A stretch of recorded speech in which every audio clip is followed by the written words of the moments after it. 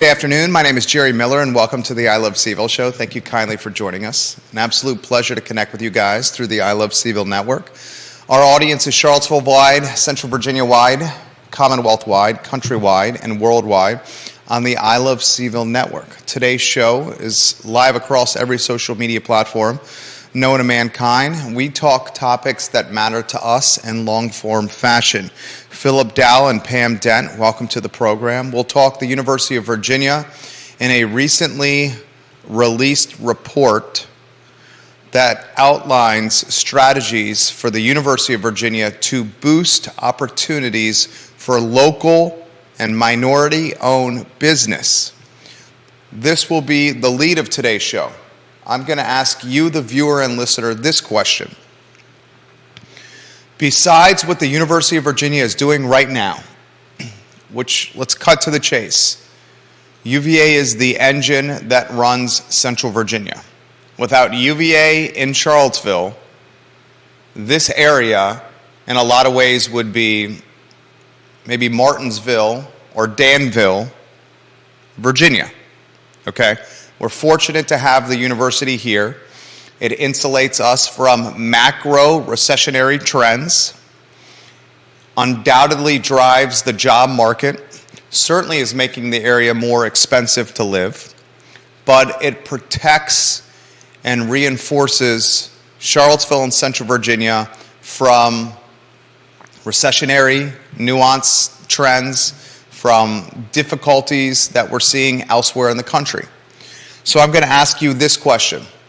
Should UVA be doing more than it's doing right now? We'll take a deep dive on the report that was released late yesterday. We'll highlight the stakeholders in the report, and we'll outline the three phases that UVA will pursue to further support small businesses in the area, locally owned businesses, minority-owned businesses, women-owned businesses in Central Virginia. Also on today's show, I'm going to ask you this question. Is the UVA football team drowning in apathy with its fan base? Straightforward question. Alex Urpí will join us on the program in about 20 minutes or so.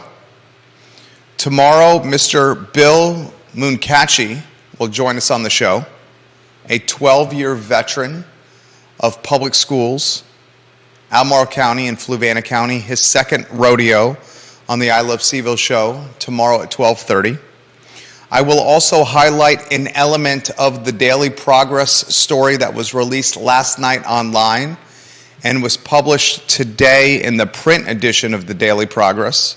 This a follow-up on the murder outside a downtown mall restaurant and bar. The culprit, the murderer, was arrested in Tennessee in a joint venture with the Charlottesville Police Department and the U.S. Marshals Service. Hall Spencer did a fantastic job of covering this story from start to finish. He highlighted eyewitness accounts in the story, and he also wrote a paragraph in the story released last night about the murderer. The most concerning aspect for me was this paragraph. The information of Washington's arrest came in a release, and authorities declined to offer additional information about Washington. However, Albemarle County Circuit Court records indicate that a man by that name has prior convictions, including a count of gang recruitment in 2008. So the murderer, 14 years ago, was convicted of recruiting people into gangs by the Albemarle County Circuit Court. The reason I relay this to you is because I think there is more to this murder than just two men with beef and friction? Am I worried that more of this type of violence will happen in downtown Charlottesville? No, I am not. Am I worried that this violence is gang related? Yes, I am. That topic coming up on the show. First, we'll welcome Judah Wickower on a two-shot. When you have an opportunity, let's get this camera set up if we could. That way we can look at each other and have a eyeball-to-eyeball discussion like we always do. I thought yesterday's discussion was excellent, Judah. I would love to chatter the UVA report from yesterday. It was released yesterday. That should be the topic of most legacy or traditional media news cycles this evening and into tomorrow. The report is on news.virginia.edu, the official media arm of the university. It's headlined, UVA outlines strategies to boost opportunities for local minority-owned businesses. The University of Virginia, in conjunction with a working group, and the working group was the Local Economy Working Group. LUG. What's that? LUG. Local Economy Working Group. LUG? LUG. L-E-W-G, the LUG. acronym, LUG. I like it. Okay, LUG. The members of LUG, I like LUG. I like that creativity there. Judah's in the branding business. I appreciate LUG. The members of LUG were Stephen Davis, who's been on the I Love CVille Network multiple times. Yeah, from CIC. Yep, exactly. Exactly right. The president of the Community Investment Collaborative. He was the co-chair. Few people in our community know small businesses as well as Stephen Davis, the president of the Community Investment Collaborative. Yep. That literally is what he does for a living, supporting and working alongside small businesses. Yeah. The other co-chair was Destiny Wright, the owner of Luxy Hair Services. David Durant, the vice president of Austrian Group. Kristen Floyd, the supplier of UVA, she's in supplier diversity, was part of the working group. So was Jen Glassman, the director of procurement and supplier diversity services. Quentin Harrell, the founder and CEO of Heritage United Builders, was part of the working group. Jonathan Homan, the director of procurement at UVA Medical Center, was part of the working group. Mark Stannis, the director of capital construction and renovations at UVA, was part of the group.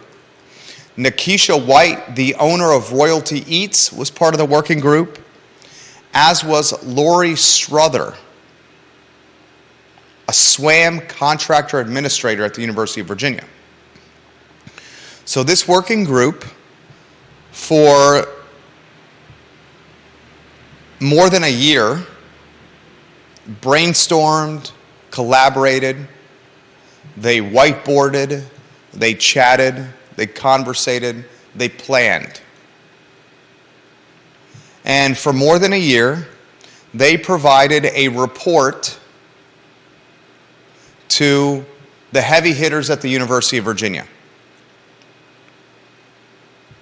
The heavy hitters at the University of Virginia include President Jim Ryan, Chief Operating Officer Jennifer J.J. Wagner Davis, Vice President for Finance Melody Bianchetto, Associate Vice President for Financial Operations Augie Morelli. And after reading the working group's report, Ryan and Wagner Davis and Bianchetto and Murielli created 3 phases. And these phases were essentially how the University of Virginia is going to further support small business in the area, locally owned business, woman-owned business, and minority-owned business. Mm-hmm. That's the outline. Before we take a deep dive on the show, I want to ask you, the viewers and listeners, and you, Judah Wickower, and I will also give my answer. Should the University of Virginia provide more support to the local economic ecosystem than it already is doing, which, let's cut to the chase, currently it is the local economic ecosystem, the engine that drives it. Okay, but that's not really saying much about how it supports it.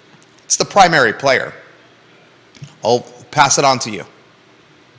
Your thoughts on the report, your thoughts on whether the University of Virginia should be doing even more to support small businesses, locally owned businesses, minority-owned businesses, woman-owned businesses. Show us yours, Judah B. Wickower.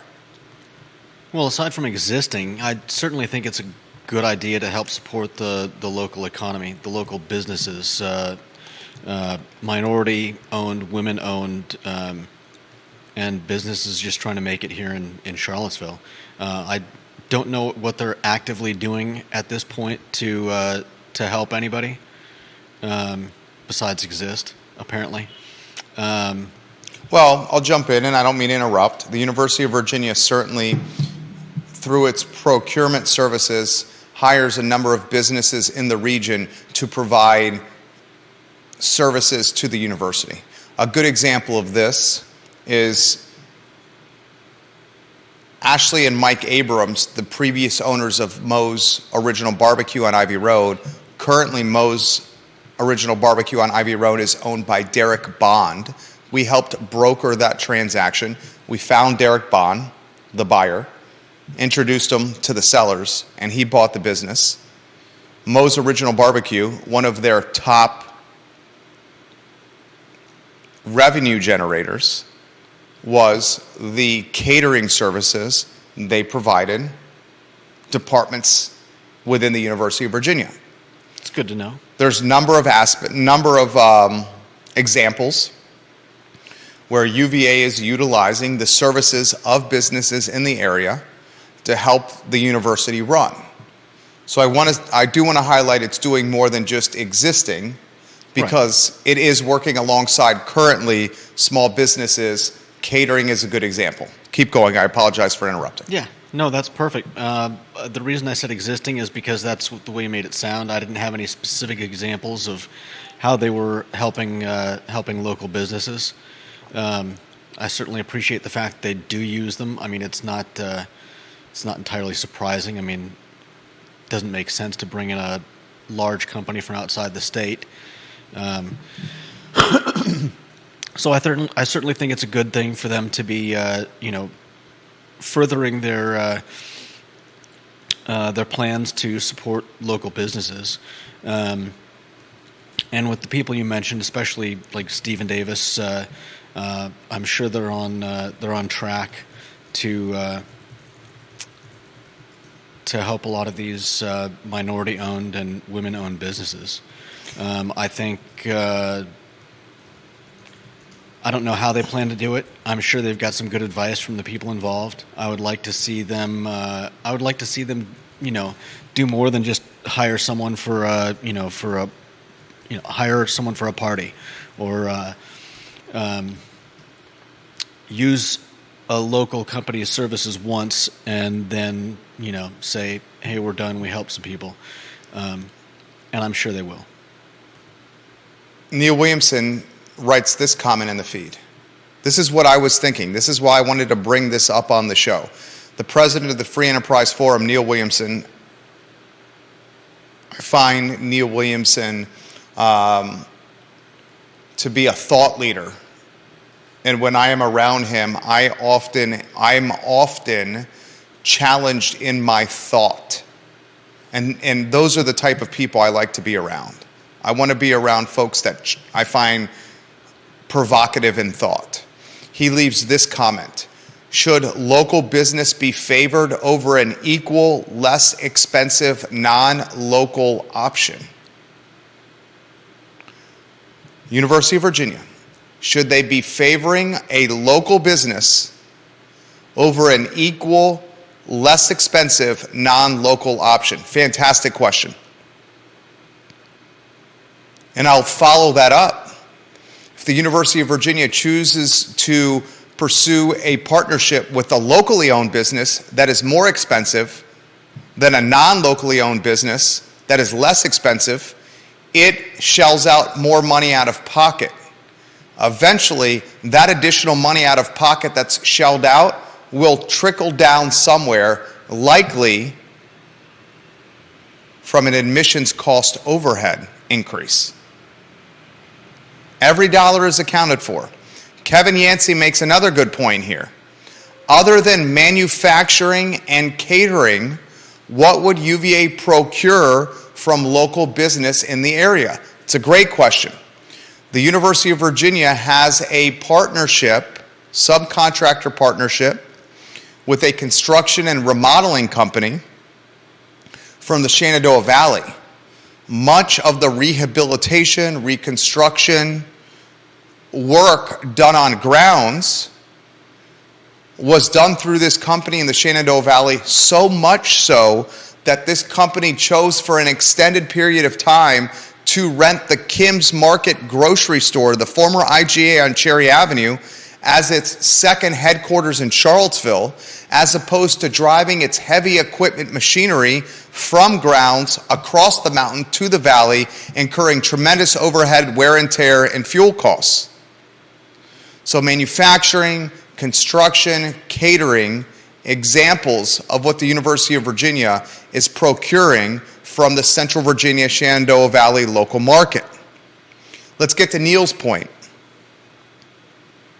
Should UVA prioritize, favor a strategic partnership with a locally owned business that is more expensive than a business that is not local, that is less expensive?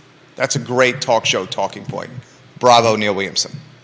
Yeah, it's a good question. I think it's something that we all struggle with, especially in today's economy with inflation rising, looming recession, if you really believe that it's not here already. And we all want to support local businesses, but at some point, some of us, are looking at our finances and saying, well, what do I do? Do I spend, do I spend an extra $1, an extra $5, an extra $10 here on local businesses, or do I go online and order something from Amazon? There's the conundrum. It's not an easy question to answer for everyone. I'll take it as UVA. I don't think they're checking their wallets and their bank accounts and saying, well, let's just order from Amazon. Still a good question. They're certainly not hurting. The heaviest of heavy hitters, the deepest of deepest pockets, the University of Virginia in this area. I'll follow that up with this question. If the University of Virginia chooses to prioritize the support of locally owned businesses, minority-owned businesses, and women-owned businesses, and it is stating that it's going to. In fact, Jim Ryan and his cabinet have outlined 3 phases that it will roll out. A supply analysis is phase 1, an opportunity analysis is phase 2, and phase 3 is strategy development, implementation, monitoring, and an evaluation phase. Should it start right under its nose on the University of Virginia corner?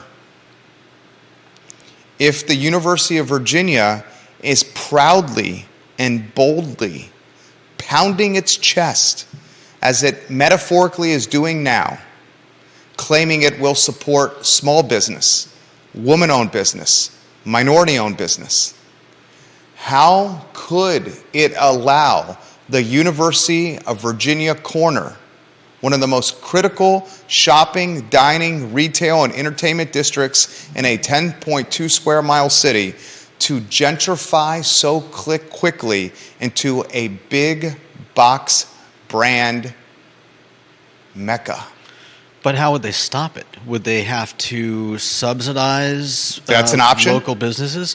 And when does that become a problem? When the owners of the property see that all these companies are being subsidized and just decide we can make more money from UVA. UVA will keep helping the small businesses. That's a great question. You see the many layers to this onion, my friends. You see why it's a great talk show topic. If the University of Virginia chooses to subsidize rents on the UVA corner, what is the closest small business, dining, shopping, entertainment ecosystem for the University of Virginia? It's the corner. If they wanted a proof of performance, the pop would transpire literally the place that is 10 feet away from grounds. All you have to do is cross the street. Yeah. You cross the street and you go from grounds to the corner. Should the university take the UVA corner as a proof of performance to legitimately say it is in fact committed to small business support, locally owned business support, woman-owned business support, minority-owned business support? Take it a step further. I think the only way that it would make any sense, and it still might not make sense to most people, but the only real way to create that environment you're talking about with local businesses on the corner would, I think, for UVA to buy all the property on the corner and then set low rents and choose local businesses. Should UVA do that? I don't think there's something I was thinking. I don't think there's any other way they could do it by subsidizing the businesses. Should UVA do that? Follow-up question. Would Hunter Craig, would Tip Top Terry, Would they sell? would the RE Lee companies, would L Squared, and I'm going to leave it at L Squared. I enjoyed seeing you at Vivace, L Squared, on Thursday evening. We'll leave you at L Squared.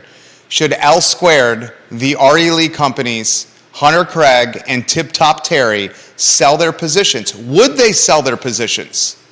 Tip Top Terry and Hunter Craig, last I checked, weren't hurting for dinero. Neither was RE Lee companies. L Squared looks like she's doing all right. I think the more realistic scenario would be perhaps rent subsidies. The follow-up question to rent subsidies on the UVA corner would be, How do they control the price? how would landlords respond to rent subsidies? They jack up the rent. Free money. This is the invisible hand of capitalism at work right here. How can the University of Virginia truly commit to small business support, minority-owned business support, woman-owned business support, if it allows the shopping, dining, and entertainment district that is 10 feet from grounds to manifest, gentrify, evolve into a big box brand mecca? That right there is a cocktail conversation starter. From my standpoint, if the UVA corner, 10 feet from grounds, continues to evolve into a playground for Raising Cane's, a playground for Chipotle, a former playground for Sheetz, a playground for Starbucks, Qdoba. If it continues to evolve into the big box brand, I need a B word that's synonymous with epicenter or mecca or playground. Anyone? I'm a huge fan of alliteration, if you guys haven't noticed on this talk show. Base. Base. Thank you. If the University of, very nice. If the University of Virginia continues to allow the UVA corner to evolve into a big box brand base, how can it truly say it's championing and supporting small business, minority-owned business, woman-owned business? It's a good question, but they're not in charge of saving the corner. Are they not? It might be good optics. Are they not? No, they're not. The University of Virginia just purchased Ivy Square Shopping Center. the shopping center where Foods of All Nations is, and a $20+ million deal. $20+ million for the UVA Foundation is what? Drop in the bucket? Yeah. They got billions in their endowment. Yep. The University of Virginia is buying land north of town near Dirty Nelly's. They're utilizing that land to create affordable housing. Right? Can they not buy the UVA corner? Can they not subsidize the UVA corner? They just bought an entire shopping center in Ivy Road. I'm not saying, I've already said that that would be the way to do it. But whether they would or not, yes, they certainly can. They certainly have the money, but that doesn't mean it's their job. And as to whether or not they will, I mean, we've got a lot of viewers giving us some pretty interesting comments here. Why don't we get to some of them? Why don't you get to Kevin? I'll get to Kevin Yancey's comment. Kevin Yancey has said this: pay facilities and maintenance staff better wages, and it will be spent locally in the community. That's a way you can support small businesses in the area. University of Virginia is the #1 employer. Pay their staff better wages, and when they pay them better wages, that additional revenue, salary, hourly wage, will be spent locally in the community to support small businesses. That's a good take. Lisa Costello on a completely different Facebook page, the show airs on 15 Facebook pages, says, yes, UVA provides many jobs for the community. What percentage of those jobs are for people who work at a livable wage for this city? What percentage of UVA workers are being subsidized by taxpayers via food stamps, housing assistance, and health benefits? It's a great question. A lot of folks on the UVA supply chain are earning about $15 an hour. If you're earning $15 an hour in Charlottesville or Albemarle County and a lot of Central Virginia, you are living in Charlottesville. You're not living in Charlottesville, Albemarle County. You're living in the outer counties. And if you're making $15 an hour, driving from the outer counties like Buckingham to work a job at UVA, you're legitimately taking your wallet and taking out, what, a $50 bill every single week and just throwing it out the window? And gas and wear and tear on your car? At least. At least, right? Plus the opportunity cost of your time that prevents you from climbing the professional totem pole because you're spending your time in a vehicle driving to and from Buckingham instead of exploring job opportunities that are elsewhere out there. Yeah. Is the true commitment from the University of Virginia supporting small business, minority-owned business, and women-owned business, is that the most authentic approach? Or is the more authentic approach from the University of Virginia, if it truly wanted to support small business, locally owned business, minority-owned business, woman-owned business, to pay the actual taxes on their real estate holdings? We'll get Alex Urpí on this very, very shortly. Hear me out, viewers and listeners. If the University of Virginia truly paid the full amount on its real estate holdings in Charlottesville and Albemarle County, Neil Williamson, you may be able to help me with this number. President of the Free Enterprise Forum, Neil Williamson, I would love this number. Michael Payne has alluded to this. You're talking about in taxes? A pilot program, payment in lieu of taxes. Currently, the University of Virginia is the largest property owner in Charlottesville and Albemarle County. Because much of this property is owned in its nonprofit vehicle, it does not have to pay taxes on this. It does not have to pay taxes on this. And as a result, localities like Albemarle County and the city of Charlottesville have less revenue to run their jurisdictions. And because they have less revenue to run their jurisdictions, they have to find tax revenue somewhere. Yeah. How they're going to find that tax revenue? Business taxes. Rooftop taxes. Rooftop taxes, real estate, personal property taxes. So maybe if you want the most authentic approach to the University of Virginia supporting small businesses, minority-owned businesses, woman-owned businesses, is you keep the dollars in the pockets of the small business owners, the woman-owned business owners, and the minority-owned business owners who live in the community. And how do you keep the dollars in their pockets? By shifting the tax burden to UVA. Judah, B, Wickhout. Ladies and gentlemen. But we touched on this subject off air recently, and you didn't like the idea. Well, here's the problem with the idea. I don't think the University of Virginia is ever going to go for it. Because if the University of Virginia does this payment in lieu of tax program, it's in perpetuity. If the University of Virginia is truly taxed on its real estate holdings, this is going to happen every year for the history of the University of Virginia. The history of the University of Virginia. And it will happen for future purchases. And let's cut to the chase. UVA is not going to stop buying property because the school's expanding left and right. Look at what Ivy Road has happened. UVA is literally trying to build Academic Village 2.0 from the Boar's Head Resort all the way to the Ivy Square Shopping Center. If you watch closely, you see a sidewalk being built along Ivy Road.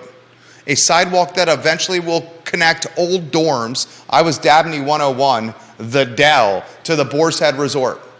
So folks can stay in the trophy property, Boar's Head Resort owned by the University of Virginia, and have a nice little stroll from their cottage, their villa, their hotel room, all the way down Ivy Road into grounds. That would be nice. And certainly a way to showcase their property. I guess what I'm saying is, and Alex, I'm curious of your take on this, if you can join us on set. Alex Urpí is back on the I Love CVille Show after a brief 3-week, I believe, hiatus, and we love this man's big, beautiful brain. We've dubbed him the Antonio Banderas of finance as we welcome the triangle of content on screen. The viewers and listeners will just see our heads side by side on screen. The reality is we are an equilateral triangle sitting across from each other.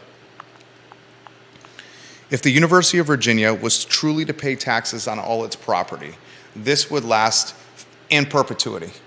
Instead, it is utilizing mechanisms, strategies, PR vehicles like affordable housing, purchasing land north of town, purchasing land in the Fontaine area, and allocating it to affordable housing. Note that they're not selling the land, they're essentially leasing the land. Mm-hmm. It's also doing this commitment to supporting women-owned businesses, minority-owned businesses, and small businesses. And I'm not throwing shade. I'm just dissecting this from every angle. First, welcome back to the set and to the show. We love having you. And then second, the show is yours. Any topic you want to go, any aspect of this topic you would like to pursue.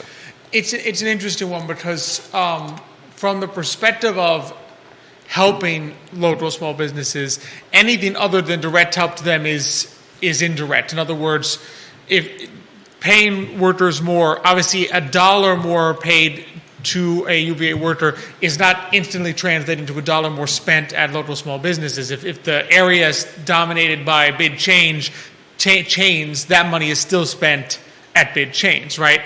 However, that may have larger impacts. That may still be worth doing, but it's not quite the same, I think, as if your goal is to directly assist local small business. Then I think that Judah had it on the corner in terms of the hit the nail on the head in terms of the corner, I should say. That really the only way to solve that issue would be for UVA to own the property and then give the rent, put lower rents. Because anything else, as you both were discussing, any reasonable landlord says, well, if they're subsidizing rent, I will just raise rent in perpetuity. And then you'd have the endless cycle of UVA, well, I'll do more subsidy, well, I'll just raise rent more. At some point, though, let's be real, though, at some point, it's kind of on the consumer as well to support local small business. In other words, yes, I get that UVA wants to support small women, minority-owned businesses. But at some point, a person needs to decide, I will forego spending my money at the Chipotle on the corner, and I will find a local small business to do it, to spend those funds with instead. Like at some point, and really, same thing goes for the landlords on the corner, right? At some point, you as a landlord have to say, either I want to make as much money as possible from this spot on the corner that I own, or I would rather lease it to a local business and made less profit. Because at that point, it's all rent. That's right. Amen. Once you own a property, it's economic rent. It's the classic definition. Your profit is pretty much pure beyond maintenance of the building. I know Judah wants to jump in on this topic. At some point, right, it's I just not wanna say necessarily amen. UVA's responsibility. Judah's very passionate you about think? this topic. Offer us your take on this. You've stood by this statement many times on this program. You agree with what he says? Yeah, definitely. Yes, we are a capitalist nation. You can make as much money as you can possibly make before people stop buying or using your product, but is that what you want? Is that what we want? Do we all want to be like basically against each other, where we're all just struggling to make more than the other guy? That doesn't sound like the kind of place that I want to live in. Yeah. Fair comment. Okay, I'll play devil's advocate for the sake of a talk show. Devil's advocate for the sake of a talk show. Lisa Costello makes a very clear point. Lisa, you need a moniker. What area do you live so I can give you a moniker, please? She says, the city and the county lose tax revenue every single time a private owner sells to the University of Virginia, which is exempt from paying taxes to the city or the county. And then she says, I do not think they care if the corner is McDonald's and not local businesses. They are about the bottom line. Any changes that will come from pressure from the populace, any changes will come from the pressure of the populace and from the outside. That's what will drive the University of Virginia to change. And that is absolutely true. I would tend to agree. Absolutely true. The University of Virginia is not going to do anything until it feels pressure from the populace. That is 100% true. There's two kinds of power. I had this conversation while playing a sport that I love, squash. The first kind of power is the power that comes from wealth, straight up money, dollar bills, y'all. Yep. The second kind of power is the power that comes when folks have the populace in their corner. Mm-hmm. And I will take the power that comes from the populace over the power of wealth any day of the week. Yeah. Because the power of wealth can be scaled, earned, and multiple folks can have it. Mm-hmm. The power of the populace is true power because few can accumulate that kind of backing. Well, that's the issue, right? The issue is the power of the populace only works if it is concentrated. The populace is galvanized. The population has to be concentrated, and each individual person needs to be willing to make the sacrifice. If the entire community said, we refuse to shop at any non-local business on the corner, everything changes in a day. But the issue is each individual person says, well, my purchase at the McDonald's on the corner really won't change anything, so I'll just go anyway. And once that happens, it all falls apart. The issue with the power of the populace is that if people don't actually all commit individually, then the whole agglomeration, people can all agree, but it falls apart very quickly. It's just very difficult to actually get everyone to commit because their own greed, their own self-interest, and Milton Friedman would call it greed. He had the classic state that, he says when a corporation, raises prices, we call it greed. When I go to the store and find the cheapest brand and buy it, nobody calls me greedy, but I'm operating under the exact same principle. I want to spend as little of my own money as possible, right? So if I spend the $1 hamburger at McDonald's because it's better for me than spending the more expensive hamburger, I mean, it's not $1 anymore thanks to inflation, but the more expensive local hamburger, in the end, it's greed. Now, granted, not all greed is bad. In other words, if you don't have the funds, you don't have the funds, right? But it's the same principle at work. We just, in ourselves, we're much more likely to excuse it than in other people, basically. Paul McCarter watching the program. He at one time owned Kid to Kid down Avon Extended. And he leaves this comment. Paul McCarter would make a great school board member. He leaves this comment. When I had my store, Kid to Kid, people would sit in the store and order off of Amazon just to save $1. They would price what was on the shelf and then order off of Amazon while sitting in the store. People say shop local, but they don't live by it. Yeah, that is Very true. That is very, very true. That's the Milton Friedman there. That's the Milton Friedman, and I've said it many times before that Nicholas, my brother, and I have this conversation a lot, that capitalism is, like, I'm a believer in the free market, don't get me wrong, right? I think it's one of those things, it's like Winston Churchill said about democracy, it's the worst form of economy except for all the others that have been tried, right? But capitalism is a mirror.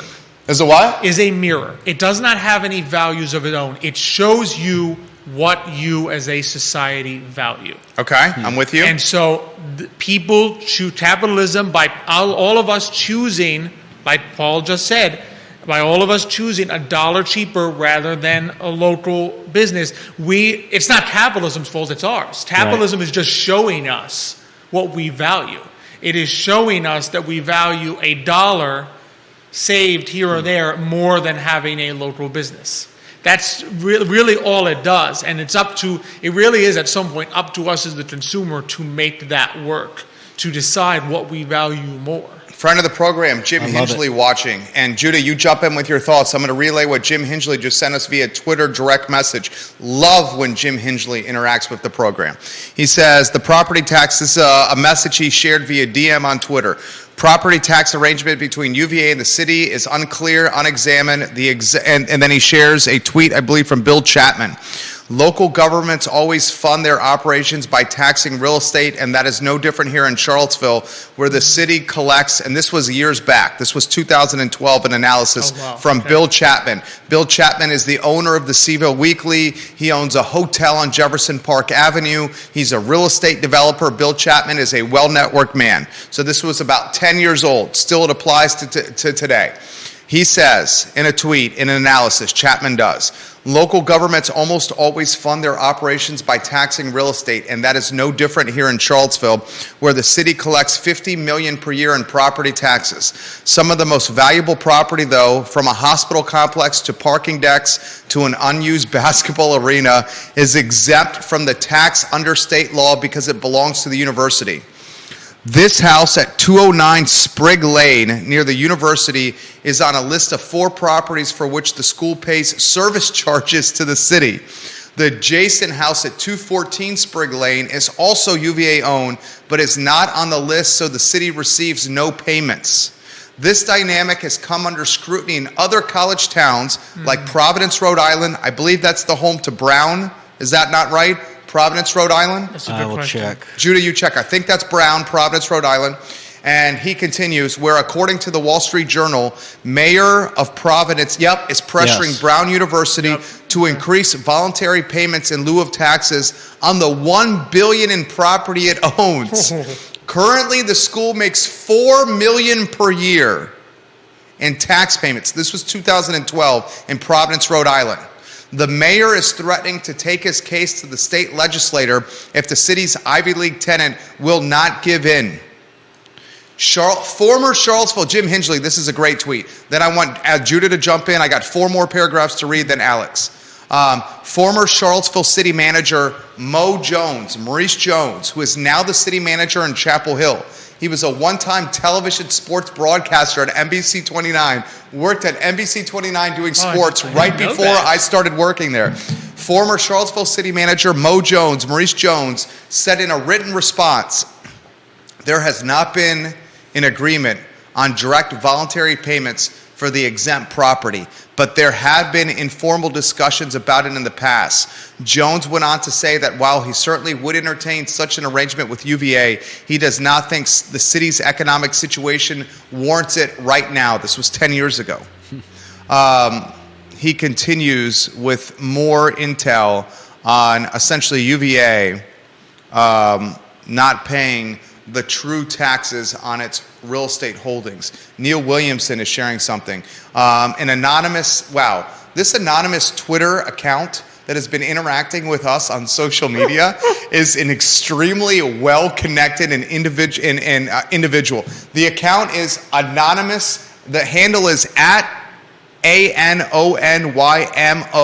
551202228. But everything whoever this person is sends during the show is like freaking on point and in the know on everything. Wow. This person says pilot payments. Harvard, $10 million to Cambridge, $10 million to Boston. highlighting that this is happening elsewhere. Judah, jump in. Alex Urpí after that. Judah, what's on the medulla oblongata over there? I'm just taking it all in. I mean, yeah,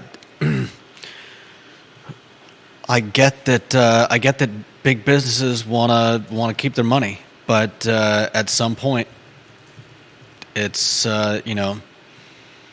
UVA's. How much could UVA help the local economy if they were paying their fair share of taxes? How much of the burden would fall off the shoulders of small-owned businesses? Yeah. The small-owned businesses individuals live in the community. If they have to pay less taxes, they have more money to run their business. Oh, absolutely. Yeah. Well, and it's one of those things that maybe at the outset when a lot of these universities started was not an issue, right? But as they become bigger and bigger and consolidate more and more land in both the city and the county, right? You're sitting there with now the city and the county. In other words, the rest of the community now has to somehow come up with more and more tax money on fewer and fewer properties. Yeah.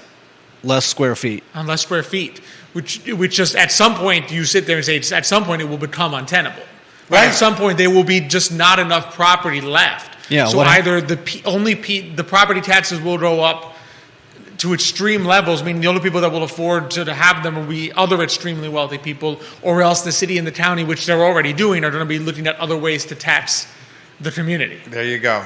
You see how this is so interconnected, and this is literally why I want to get engaged from a leadership standpoint with a local municipality. Lisa Costello says she lives on Cherry Avenue. Lisa, from here on out, you will forever be known as the Queen of Cherry. The Queen of Cherry. Katie Pearl is watching KTP. She says, gentlemen, I prefer the term thrifty. She is thrifty. I love that, KTP, and I love when you watch the exactly program. Right. I can sympathize with that. The king of content, Neil Williamson. For what it's worth, Charlottesville and Albemarle work on 20-year plans. UVA has a 200-year plan. And you're not in it. Think about that. A 200-year plan. Well, remember, an endowment, which is what a lot of these universities, they operate under kind of an endowment mindset. Will you Google, hold that thought, will you Google how much is in the UVA endowment? How much money is in the endowment? Go ahead, Antonio Banderas of Finance. An endowment mindset is an investment in perpetuity. In other words, you don't look at 5-year, 10-year, 20-year investment return goals, because your investments are in perpetuity. You will never be taxed on them. And don't forget, an endowment does not have a required spend. Like, in other words, if you Jerry said, I'm going to stick all my money in a private foundation to try to shield it from taxes, right? You've got to spend some money out of that private foundation. You're required to spend it. There's different ways to calculate, but you're required. An endowment does not. An endowment has literally, and exactly what it is, UVA has an in perpetuity mindset, right? The city and the county cannot operate that way, because at some point before perpetuity, at some point before infinity, they will simply run out of land that they're eligible to tax, and will have to come up with tax money in another way. Alex Urpí, dropping knowledge on the I Love CVille show right here. Judah Wickower, you got that endowment number for us. Yeah, it looks like last year it was at $14.5 billion. I'm looking at something from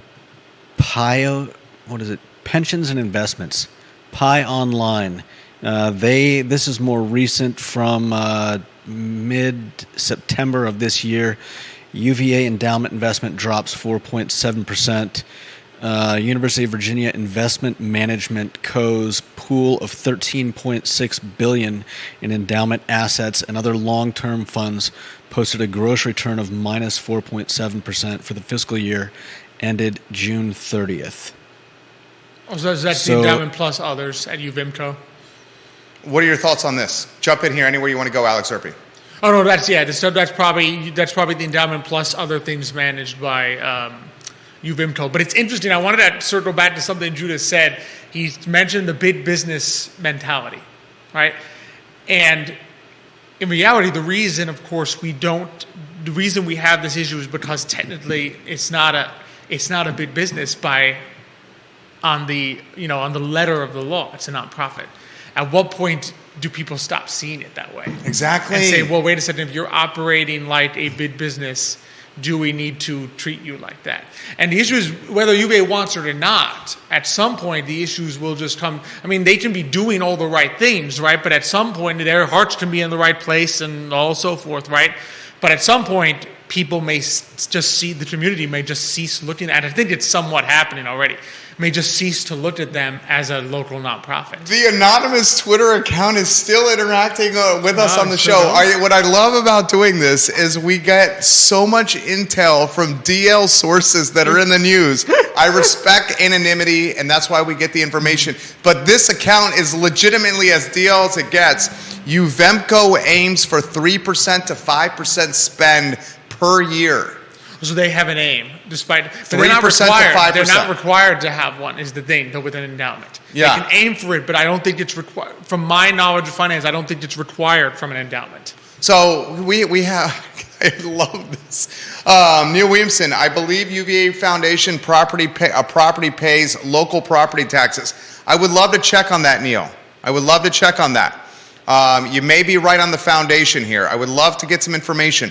Anonymous Twitter handle that's sending us knowledge bombs. Can you confirm what Neil Williamson, the president of the Free Enterprise Forum, just said? Anonymous Twitter account. This is what he said. I believe the UVA Foundation property pays local property taxes. Can you confirm that? Anonymous Twitter account. I wonder who this anonymous Twitter account is. I'm dying to know right here. It's like the rectangle of content here, though. It's like there's the three of us, or I should say the quadrilateral of content. Yeah, I know. The three of us and then the viewers. The anonymous Twitter account that's been interacting with us on the show is like our deep throat. Yeah. You know? That's our deep throat over there. Keep it coming, anonymous Twitter account. So here's essentially the anonymous Twitter account just said Neil is correct. Anonymous Twitter account just said Neil is correct. Neil, I'm responding to your comment by saying this. Anonymous Twitter account said you are correct. So here's the question. Here's the gist of the show. Here's why this is such a good topic. Okay? Look, it's crystal clear that the University of Virginia is the engine that drives Central Virginia's economy. We know that. They're creating jobs. They're the number one employer. Absolutely. People come here to watch games, to reminisce, to wax nostalgic of their four best years of their life. And let's be real. Charlottesville is a destination with the wealth that we have in our community because the university 100%. is here. It's not because it's some random location in Virginia that somehow everyone wants to live there. Exactly right. And I'm not throwing shade. Travis Hackworth is watching. We've dubbed him the King of Danville. I love Danville. I love the comeback city. I love everything that Danville, Virginia is doing. But if the University of Virginia was not in Charlottesville, Charlottesville and Albemarle County would be more like Danville than what they are now, Charlottesville and Albemarle County. I'm not throwing shade at the comeback city. I love Danville, Travis. We undoubtedly have insulation from macro recessionary trends in Charlottesville and Albemarle. Yep. We have Boku. It's buku. I don't know if it's an actual Buku, word. a lot of wealth. Buku. Oh, okay. We have Buku wealth.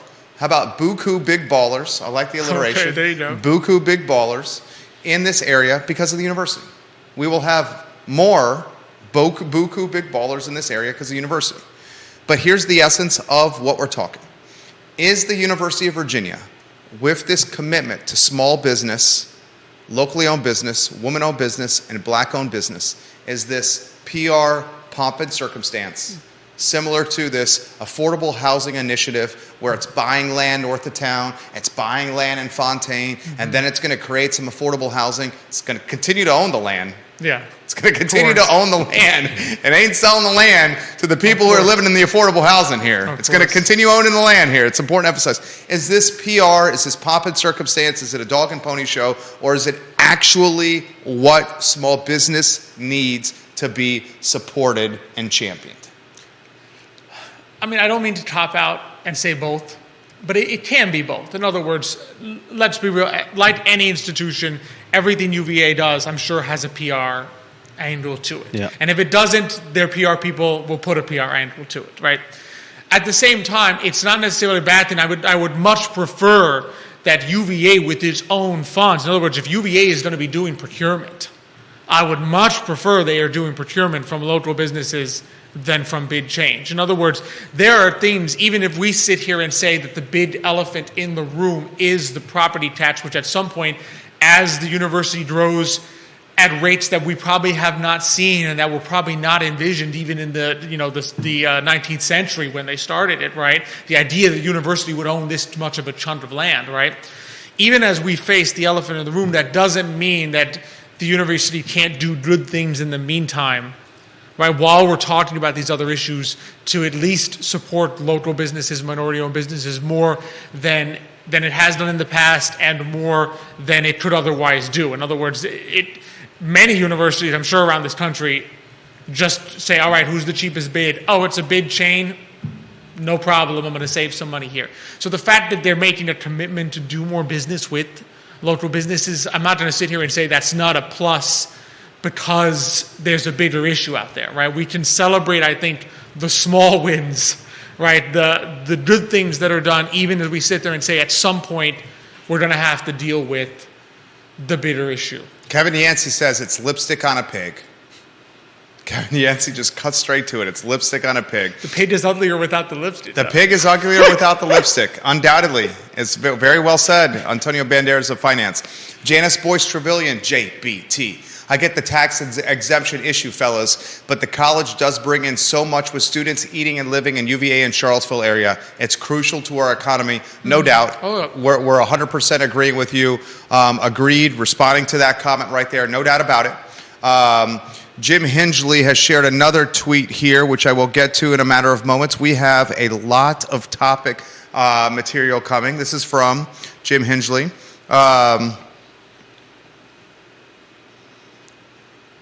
And he's confirming what Anonymous55, Anonymous's Twitter account. I love that. Our deep throat is fantastic. Hingley confirms, he says, the analysis does not include property owned by the UVA Foundation, the nonprofit real estate arm of the university, which is not governed by the state exemption law and pays taxes on its many holdings, including the Boar's Head. That's from the article from Bill Chapman. Bill Chapman, you're getting some props today.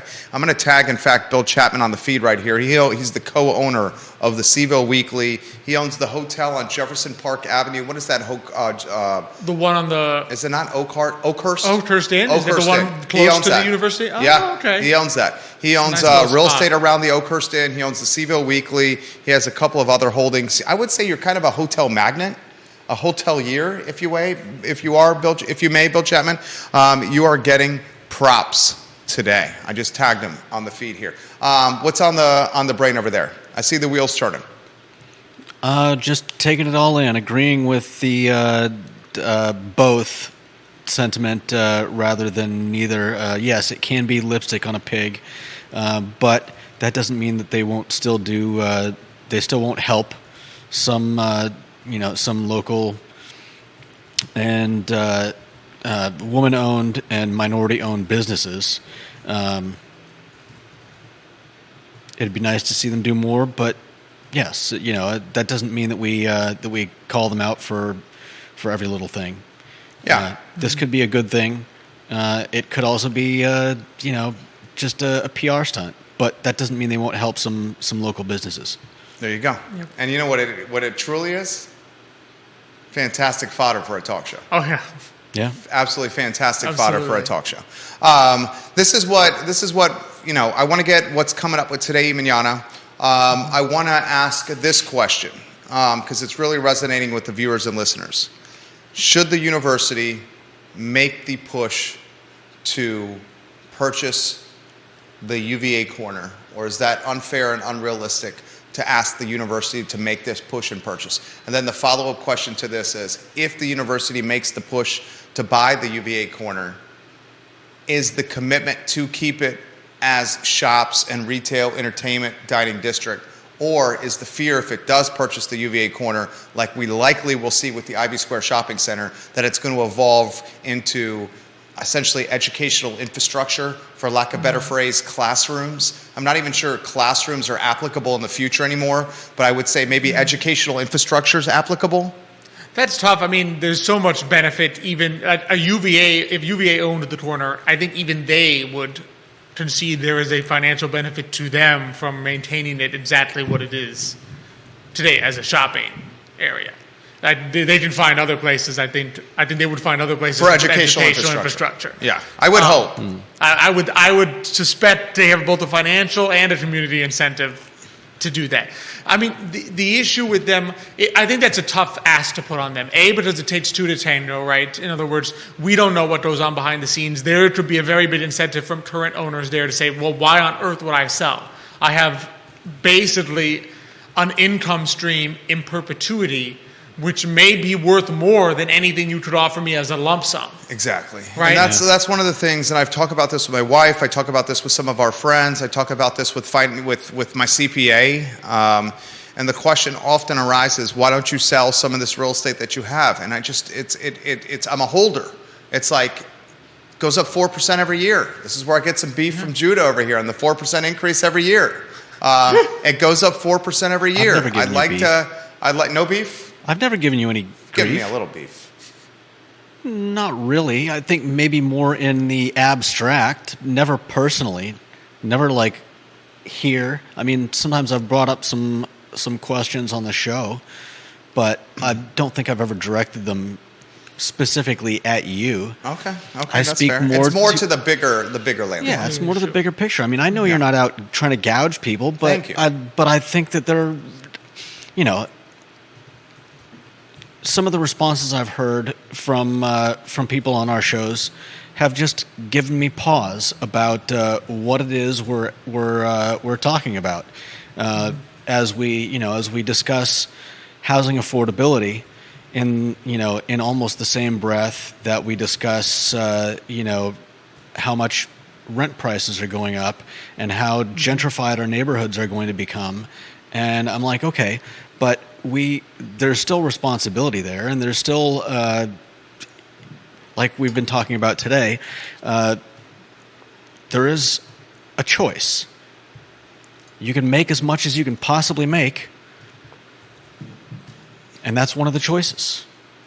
Mm-hmm. Or you could shear the sheep, make a few sweaters every day, and continue to make sweaters for a lifetime. And how we like to run and do our business, and why we don't lose clients with our B2B business, and why we rarely lose clients with our rental business, is because we make a few sweaters every day. Yeah. We don't choose to make as many sweaters to warm the country.